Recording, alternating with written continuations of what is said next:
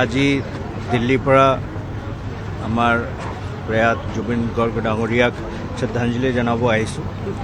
তেখেতৰ লগত মোৰ সম্বন্ধ মই যোৰহাটত থকা প্ৰায় 30 বছৰ আগৰ কালৰ পৰা এটা সুসম্বন্ধ আছিলে। মোৰ কাৰণে বৰ দুখৰ কথা যে তেখেতৰ এনেকুৱা এটা আকস্মিক মৃত্যু ঘটিল।